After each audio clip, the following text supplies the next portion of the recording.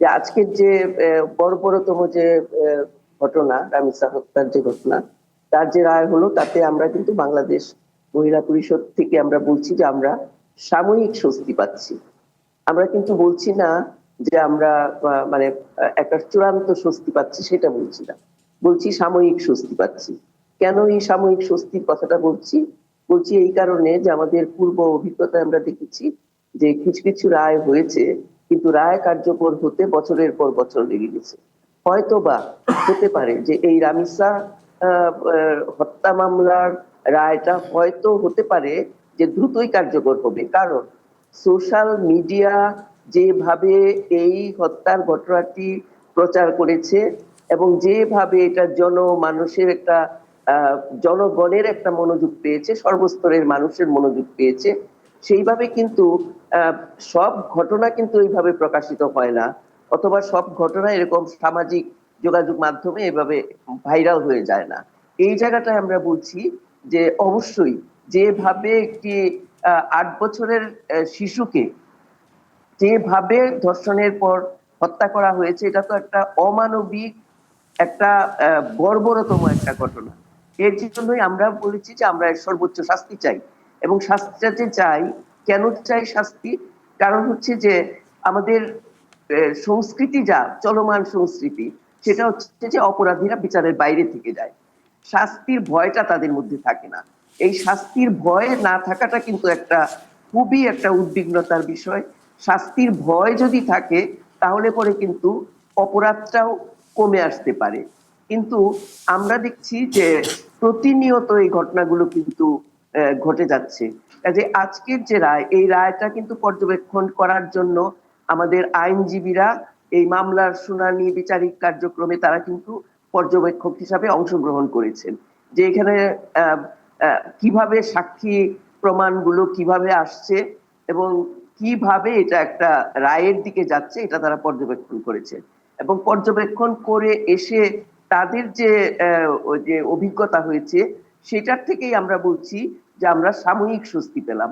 কিন্তু যখন আমরা দেখছি যে এই বাংলাদেশে, আমাদের দেশে নারী ও শিশু নির্যাতন দমন ট্রাইব্যুনাল এবং শিশু সহিংসতা দমন ট্রাইব্যুনালে নারী শিশু ধর্ষণ এবং হত্যার শিকার হওয়ার ঘটনা হাজার হাজার মামলা কিন্তু বিচারাধীন রয়েছে, এবং এইসব মামলার দ্রুত বিচার নিষ্পত্তির বিষয়ে রাষ্ট্র আর সরকারের পক্ষ থেকে যদি বিশেষ উদ্যোগ নেওয়া হয়, তাহলে আমরা বলছি যে তাহলেই আমরা পূর্ণ স্বস্তি পাবো, এবং এইটাই আমাদের প্রত্যাশা।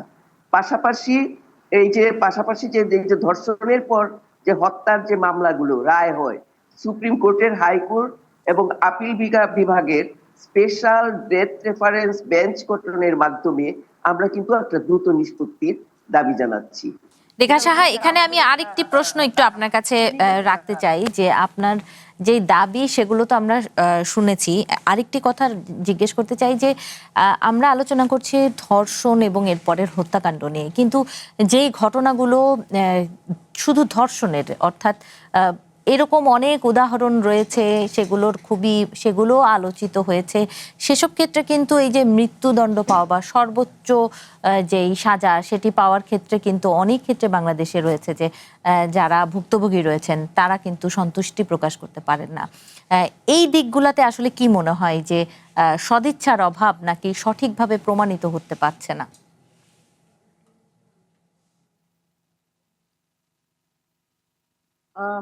এই ক্ষেত্রে দেখা যায় যে সঠিকভাবে প্রমাণ, তো অনেক সময় দেখা যায় যে হ্যাঁ, সঠিক প্রমাণের অভাব থাকে, আবার অনেক সময় অবশ্যই সদিচ্ছার একটা এই জায়গায় একটা কমিটমেন্টের একটা অভাব আমাদের মনে হয়, সদিচ্ছার অভাবও আমাদের মনে হয়। কারণ রায় হয়ে যায়, কিন্তু রায় বাস্তবায়ন হতে হতে বছরের পর বছর চলে যায়। হয়তো দেখা যায় যে এক একটা মামলার রায়ের ক্ষেত্রে 15 বছর, 16 বছর, 20 বছর চলে গেছে, তারপরেও বিচারের রায় কিন্তু কার্যকর হচ্ছে না।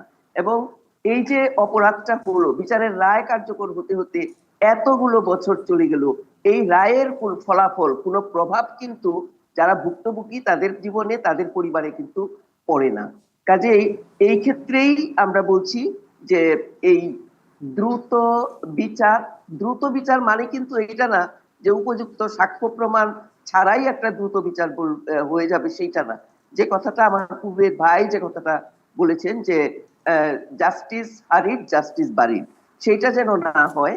আবার যেন ওইটাও যেন না হয় যে বিচার দীর্ঘ হতে হতে হতে হতে বিচারের যে রেজাল্টটা, সেই রেজাল্টটা ভুক্তভোগীর জীবনে কোনো রকমের কোনো ফল বয়ে আনলো না, সেইটাও জি যেন না হয়।